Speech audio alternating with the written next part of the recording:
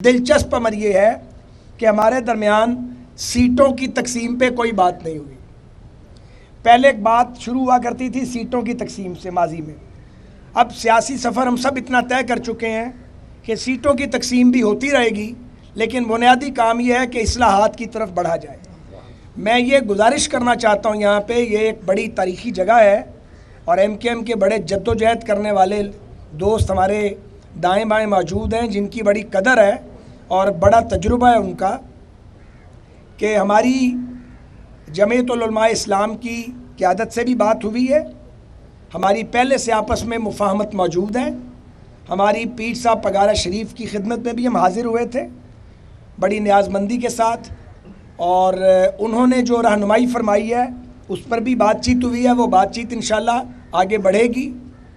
ہماری کوشش ہوگی کہ سندھ میں خاص طور پہ ایک ایسا اتحاد معرض وجود میں آئے جو عوامی امنگوں کی ترجمانی کرتا ہو، اور جس طرح کراچی کو کھنڈر بنایا گیا ہے اور جس طرح سندھ کے شہری علاقوں کو نظر انداز کیا گیا ہے وہ مستقبل میں نظر انداز نہ ہو۔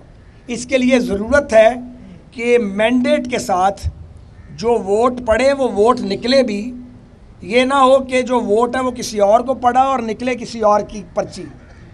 اس کو روکنا ہے ہم سب نے مل کے، اور آنے والے انتخابات کو سب کے لیے قابل قبول بنانا ہے۔ یہ ذمہ داری صرف مسلم لیگ نون اور ایم کیو ایم ہی کی نہیں ہے، یہ ذمہ داری ریاستی اداروں کی بھی ہے، سیاسی قوتوں کی بھی ہے، کہ وہ سب کے لیے سانس لینا، سر اٹھا کے چلنا اور کام کرنا اور الیکشن کیمپین کرنا جو ہے اس کو ممکن بنائیں۔ بہت شکریہ۔ معزز صاحب حضرات، ہم سب جانتے ہیں اور ہم یہ بات کو تسلیم کرنا چاہیے، اس وقت پاکستان ہر طرح کے بحران سے نبرد آزما ہے۔ ہمیں مالی بحران، انتظامی بحران، آئینی بحران، سیاسی بحران، عدالتی بحران، سب کا سامنا ہے، لیکن ہمیں غور سے ہم دیکھیں تو معاملہ پاکستان میں اس وقت مالی بحران کا نہیں ہے، اصل بحران نیتوں کا ہے۔ پاکستان جس طرح کی قوم ہے اور اللہ تعالیٰ نے جو اس کو وسائل دیے ہیں، وسائل کی تقسیم کے بعد پاکستان ایک ایسا ملک بنے گا جو اقوام عالم میں سر اٹھا کے چلنے کے قابل اور ملت اسلامی کی قیادت کرنے کے قابل ہوگا۔ ہم یہ سمجھتے ہیں کہ ہمیں پاکستان کے آئین کو مضبوط کرنا چاہیے، بہتر کرنا چاہیے، عوام دوست بنانا چاہیے۔ یہ حکمران دوست آئین سے کام نہیں چلے گا۔ پاکستان کے آئین کو اس قابل بنائیے کہ عام پاکستانی کی حفاظت کر سکے، اس کے حقوق کا تعین کر سکے، اس کے حقوق کی حفاظت کر سکے، اور ایک ایسی جمہوریت کا خواب آئیے ہم مل کے دیکھیں جس کے ثمرات عام پاکستانیوں تک پہنچ سکیں۔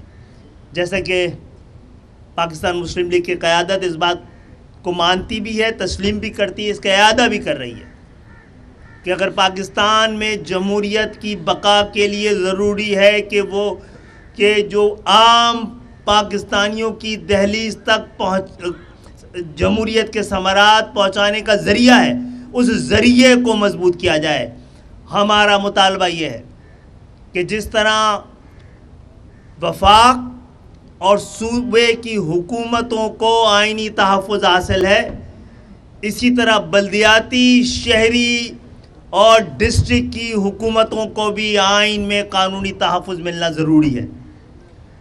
جس طرح جب مدت پوری کر لیتا ہے وزیر اعظم تو ایک نگراں وزیر اعظم آتا ہے، جس طرح مدت پوری کر لیتا ہے ایک وزیر اعلیٰ تو ایک نگراں وزیر اعلیٰ آتا ہے، اسی طرح جب ایک میئر، ایک ڈسٹرکٹ چیئرمین اپنی مدت پوری کرے تو نگراں آئے تاکہ 90 دن کے اندر الیکشنز کو ممکن بنایا جا سکے اور مشروط کیا جا سکے۔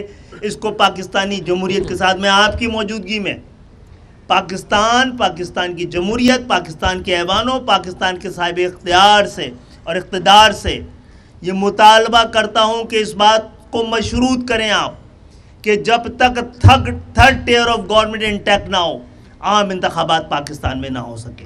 جس طرح آئین میں درج ہے کہ وفاق کے پاس کون سے اختیارات ہوں گے، کون سے اس کے بعد ڈپارٹمنٹ ہوں گے، جس طرح یہ آئین میں درج ہے کہ کون کون سے اختیارات وسائل اور ڈپارٹمنٹ صوبوں کے پاس ہوں گے. اسی طرح آئین میں درج کیا جائے کہ کون کون سے وسائل، اختیار اور department third tier of government کے پاس ہوں گے. اس کے ساتھ ساتھ ہمیں یہ اس بات کو ممکن بنانا چاہیے کہ فیڈرل کا جو ہے این ایف سی جو ہے وہ پی ایف سی کو این ایف سی کے ساتھ مشہد کے نیچے ایک ہی وقت میں ایک ہی فارمولے کے تحت یہ تقسیم کی جائے، اور اسی وقت وفاق وہ جو ڈسٹرکٹ کی، شہروں کی، دیہات کا فارمولہ طے ہوتا ہے، اسی ایک ہی وقت میں وہ عام پاکستانیوں کی دہلیز تک پہنچنے کا انتظام کیا جائے، جیسے کہ مہذب معاشروں میں ہوتا ہے، طاقتور اور جینوئن جمہوریتوں میں ہوتا ہے. اس کے ساتھ ساتھ ہم یہ سمجھتے ہیں کہ ہمیں مل کر ایک دوسرے کو تسلیم کرنا چاہیے، ایک دوسرے کے مینڈیٹ کو تسلیم کرنا چاہیے. آئیے ہم ایک ایسا پاکستان دیکھیں جس کے پاس جہاں پر جتنا بھی جینوئن مینڈیٹ ہو اتنا ہی اختیار ہو. یہی جمہوریت ہے، یہی جمہوریت کی تعریف ہے. کراچی میں اور سندھ کے شہری علاقوں میں 50 سال سے جن کے پاس کوئی مینڈیٹ نہیں رہا ہے، ان کے پاس 50 سال سے 80%، 9% اور آج کل 100% اختیار ہے. تو میں سمجھتا ہوں کہ ہم مل کر پاکستان کے ایک نئے دور کا آغاز کر رہے ہیں، جہاں پر طاقت کی حکمرانی کے بجائے عوام کی حکمرانی، جہاں طاقت کو آئین سمجھنے کے بجائے آئین کو طاقت سمجھا جائے گا. بہت بہت شکریہ. مجھے ایک منٹ، ایک چھوٹی سی بات میں ایاز بھائی اجازت ہے؟ جی پلیز. دیکھیں، اس میں جیسے کچھ چیزیں ہیں جو ایم کیو ایم کی جانب سے رکھی گئی ہیں سامنے، بڑی اہم ہیں، اور ان کی اہمیت جو ہے وہ ایک شہر کے لیے نہیں بلکہ پورے ملک کے لیے. تو جو ہمارا مینیفیسٹو بن رہا ہے ہمارا اپنی جماعت کا، جو ہم اس کے کچھ پوائنٹس جو ہیں وہ اپنے دوستوں کے آگے رکھیں گے، اس میں ہم نئے نظام عدل پہ بھی بات کریں گے کہ ججز کی جوڈیشل ریفارمز کی بات کریں گے، بہت ضروری، ججز کی تقرری کا طریقہ کار، تاکہ چیمبرز کے بھانجے بھتیجے مامے چاچے جو ہیں ان کو جج نہ بنایا جائے، بلکہ ججز ایسے بنیں جنہوں نے کل قوم کی قسمت کا فیصلہ کرنا ہے، پھر کوئی دباؤ وہ قبول نہ کریں اور ان کی کبڈ کے اندر کوئی سکیلٹن نہ ہو. تو یہ سفارش کے نظام سے پاک ایک ایسا نظام عدل جو ایک عام آدمی کو انصاف دے اور لوگوں کو 30 40 60 سال تک انصاف لینے کے لیے دھکے نہ کھانے پڑیں. جنہوں نے قوم کو انصاف دے دیں انہیں پہلے اپنے نظام عدل کو بھی ٹھیک کرنا ہے. تو ایک تو ہم نظام عدل پر بھی آئندہ بات کریں گے بہت سنجیدگی کے ساتھ، شاید یہ ہمارے مینیفیسٹو پہ نمبر 1 پہ ہوگا. اور اس کے بعد ہے بیوروکریسی کے اندر ریفارمز. یہ جو بیوروکریٹک سٹرکچر ہے، جو ریڈ ٹیپزم ہے، اس کو کیسے ختم کرنا ہے اور کیسے لوگوں کے لیے ایز آف بزنس لے کے آنا ہے ملک میں، اور ان کی زندگی کو کیسے آسان کرنا ہے. پھر ایک اکاؤنٹیبلٹی کا چیپٹر ہے. اکاؤنٹیبلٹی کا یہ جو نیب کا قانون ہے ہم اس کو تسلیم نہیں کرتے، اور یہاں اکاؤنٹیبلٹی کا اگر کوئی ادارہ بننا ہے تو پھر اسے ہر طرح کے پریشر سے پاک ہونا چاہیے، اور یہ نہیں ہو کہ پولیٹیکل انجینئرنگ ہو اور اس کے ذریعے لوگوں کی عام ٹوسٹنگ ہو. باری باری پاکستان کی تمام سیاسی قوتوں نے یہ بد ذائقہ جو ہے اس کو چکھا ہے، اور اس کا ملکی معیشت کو نقصان ہوا ہے اور معیشت کا پہیہ رکا ہے.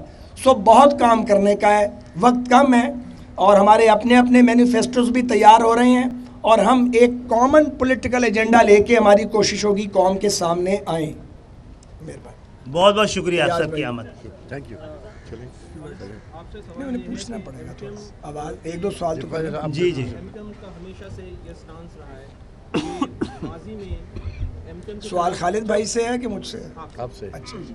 کہ جب بھی ایم کیو ایم کے خلاف آپریشن ہوا اور ذمہ داری جو ہے وہ ان پر ڈالی گئی بدامنی کی، اور وہ نواز شریف کے دور میں ہوئی، تو کیا جو آپ لوگوں کا اب اتحاد بننے جا رہا ہے، یا آپ سمجھتے ہیں کہ لائک مائنڈیڈ ہیں، تو یہ جو ماضی کی تلخیاں ہیں ان کو بھلانے کے لیے، ان کو کم کرنے کے لیے، لیول آف ٹرسٹ بڑھانے کے لیے آپ نے کیا اقدامات کیے ہیں، کیا بات چیت؟ گزارش یہ ہے کہ یہ ایک دن کی بات چیت کا کام نہیں ہے. یہ جس جگہ آج ہم کھڑے ہیں، میں پہلے بھی عرض کر چکا ہوں، یہ ایسا 2-3 دن پہلے تو ملاقات ہوئی تو وہیں فیصلہ ہو گیا. یہ یکدم تو نہیں ہوا. بہت سے سی بی ایمز ہمارے بیچ پچھلے 2-2.5 سال میں ہوئے ہیں. ان سی بی ایمز کے نتیجے میں آج ہم اس پوزیشن میں ہیں کہ جب ہمارے احباب کوئی بات کہتے ہیں ہم اسے بہت سنجیدگی سے لیتے ہیں، اور ہم سمجھتے ہیں جو یہ کہہ رہے ہیں وہ کریں گے، اور جو ہم ان کی خدمت میں کوئی بات رکھتے ہیں تو وہ بھی اس بات کو سنجیدگی سے لیتے ہیں. کچھ دیر پہلے پیپلز پارٹی نے کانفرنس کی ہے, شجیل میمن نے, انہوں نے کہا نون لیگ اور ایم کیو ایم کا اتحاد 0/0 ہے, اس پہ کیا کہیں گے؟ کچھ نہیں کہیں گے. اس سے پہلے بھی ماضی میں ایم کیو ایم اور مسلم لیگ کے کئی اتحاد بنے, حکومتیں بنی, لیکن وہ کوئی بھی اتحاد سال 1.5 سال سے زیادہ کی مدت نہیں چلتا تھا. اب جو آپ اتحاد بنانے جا رہے ہیں, اس کی کیا گارنٹی ہے کہ اب یہ اتحاد آپ کا برقرار ہے؟ یہ چلے گا نہیں, یہ دوڑے گا. اب مغرب کا ٹائم ہو گیا. اللہ حافظ.